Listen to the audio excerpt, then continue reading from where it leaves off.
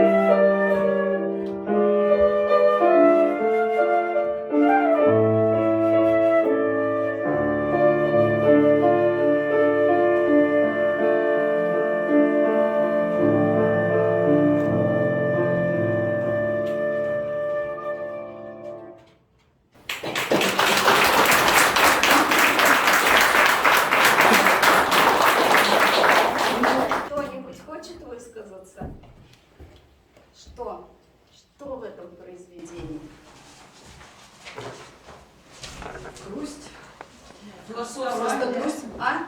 Философская грусть, более такая объемная. О, вот это уже мысль. То есть это не просто какое-то эмоциональное состояние, а это то, что как бы, ну, когда говорят, общечеловеческое, да, или там мировая душа, или как бы, вот, то есть это то состояние, которое дает человеку возможность ощутить себя частью человечества. И то же самое чувство, во-первых, это должен исполнитель вложить, правильно? Тот композитор тоже. То есть фактически исполнитель становится тоже композитором, потому что ему надо это создать самому. А потом уже вот задача исполнителя, композитор, да, вот он заложил вот эту мировую скорбь, вот эту скоротечность жизни, вот это вот мгновение потери, да, вот. А исполнителю как быть? Он должен это прочувствовать, прожить это тоже внутри. Через образ. Он не просто, он именно, вот знаете, вот это на самом деле, казалось бы, такая пропустить через себя, такая расхожая фраза, а по сути она действительно означает, что человек должен представить вот то, что он в нотах увидел, он должен это звучание представить, создать и через себя и в буквальном смысле пропустить. Через руки, через... Вот. И тогда и слушатель приобщится. А вот задача исполнителя, чтобы слушатель мог в это включиться. Это уже не сам творец, но, по крайней мере, он приобщается к этому. И вот эта задача, прежде всего задача в работе с детьми, чтобы научить их не просто сопереживать, да, это, кстати, очень хорошо воспитывается музыкой, вот эти чувства общности, ощущений, переживаний.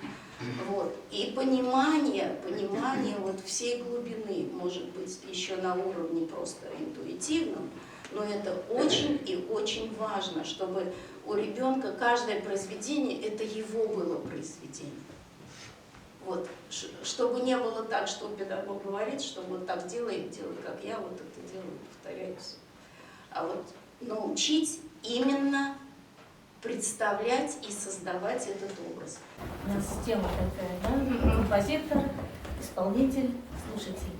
Хочется пожелать всем юным исполнителям, как сказал когда-то юный Михаил Глинка, музыка – это душа моя. Вот, чтобы душа наполнялась музыкой. И сейчас мы сыграем произведение Николая Чайкина, которое называется «У околицы». Околица – это то, что вокруг поселения, города, вокруг. Да? И форма, вы угадаете, какая? Ронда.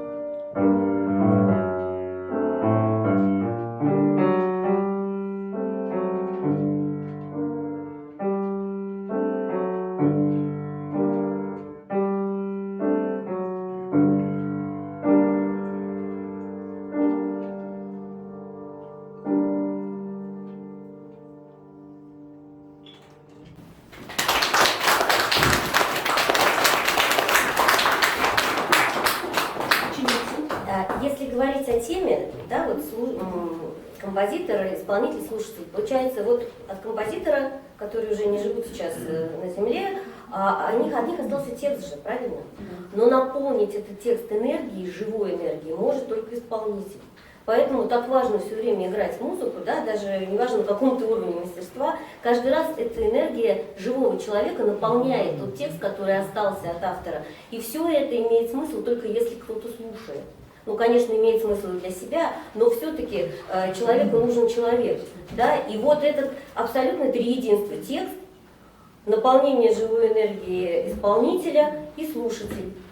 И вот лучшая энергия человечества в космосе, ведь музыка — это волновая природа, да, как еще Пифагор выяснил, и недавно ученые доказали, все процессы в космосе имеют волновую природу, и вот она, наша энергия, в лучшем из ее проявлений. Да? Ну, так мне кажется. Так меня научил Светлана Степановна, на самом деле. Нет.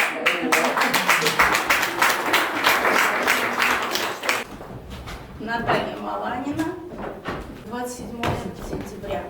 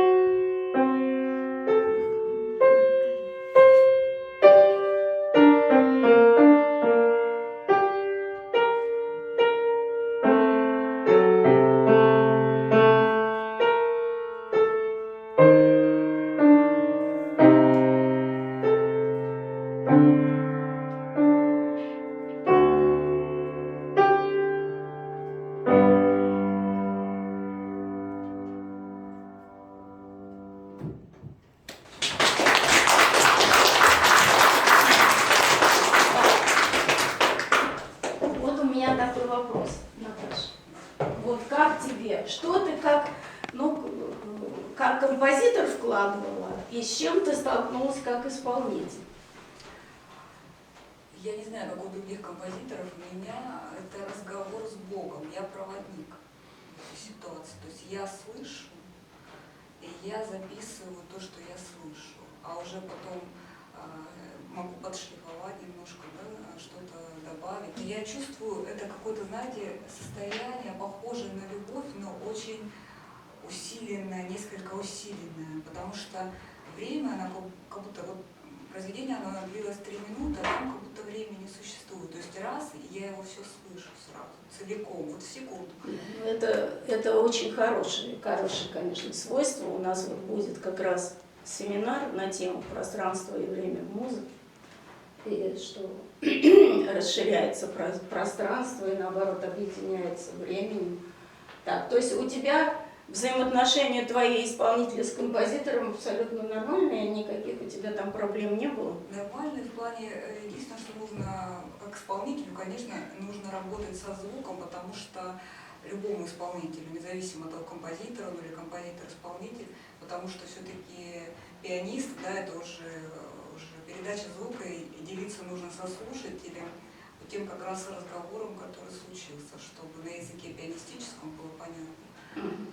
То есть работа все равно необходима и очень серьезная. Работа, я думаю, в любом случае композитору, когда он слышит и потом, когда он производит, необходима. Так, ну хорошо, спасибо. Так, теперь мы продолжим. Сейчас мы послушаем романс Рахманинова «6 рук». Я приглашаю Машу Сергееву и Гаину Михарян.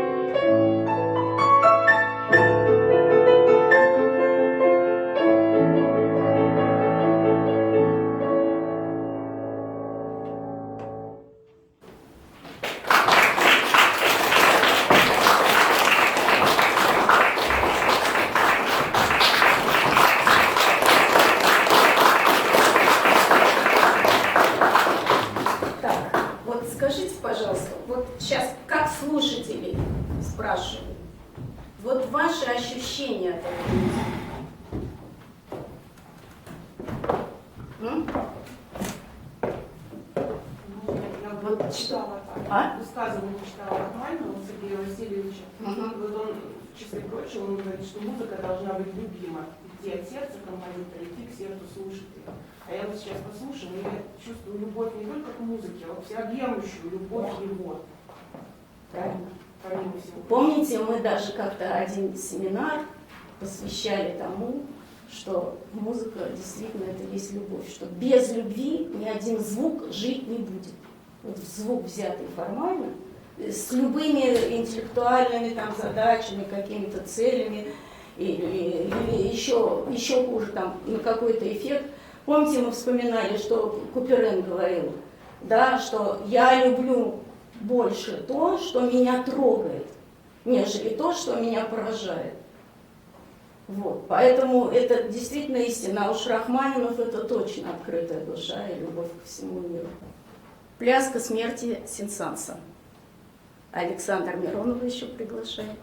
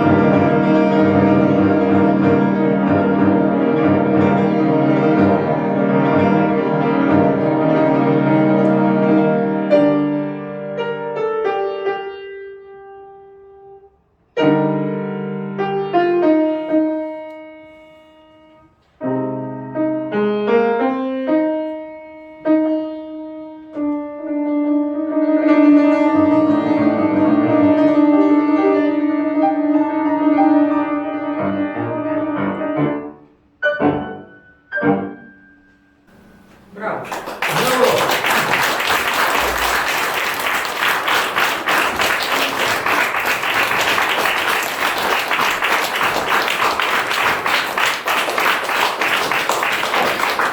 а теперь давайте поговорим. Так, вот у меня к вам вопрос. С Рахманиновым все понятно. Там любовь, да, там тепло ко всему миру. А здесь ведь это смерть. А вот какое остается после этой музыки? И вообще и во время, вот какие ваши ощущения были? Это что-то вот, ну, в общем, смерть, да, уничтожение какое-то, ведь очень много сейчас произведений таких, где агрессия какая-то, где какой-то негатив идет, все. Ведь здесь никакого негатива нет. Вообще никакого. И самое главное, а конец-то какой? Нет, вообще-то страшновато. Нет, я бы сказала, да, веселье-то у них там было, но вообще страшновато немножко от этой музыки. Есть, конечно. Но в результате-то оно что? Перерождение. Все. То есть это вот к вопросу, да, то, о чем я говорила, вот, о мужестве, вообще о жизни. И о том, что, какую роль колоссальную играет классическая музыка вообще, что она может дать непосредственно каждому человеку в жизни. Я уже не говорю о том, что кто посвятил себя этой профессии, кто пребывает в этом постоянном счастье и в гармонии, потому что такой гармонии, ведь вы вот задумывались когда-нибудь, из всех видов искусств, у нас же только музыка, которая полностью включает вообще все в человеке. И все это находится вот эфемерно. Это все вот в этой энергии. На самом деле, в чистом виде душой своей занимаемся. И еще и телом, потому что тело тоже в это во все включается. Так что я желаю нашим, вот я знаю, вот тут должны были прийти еще девочки, которые хотят к нам поступать. В общем, я всем желаю, кто мечтает сделать музыку своей профессией, всем желаю это сделать, потому что это действительно счастье. Это большое счастье. И вот показатель этому, то, как мы живем, в каком мы живем мире, как мы общаемся и как мы все переживаем любые невзгоды. Всем успехов! Значит, встречаемся на онлайн-семинаре в субботу. А следующий концерт-семинар, который здесь же будет, еще раз, вот кто не слышал, перенесли Дом Гоголя на 30 апреля. А мы в марте, 26 марта все равно проведем, может быть, больше еще в формате мастер-класса. У нас мастер-классы, по-моему. Так, всем успехов.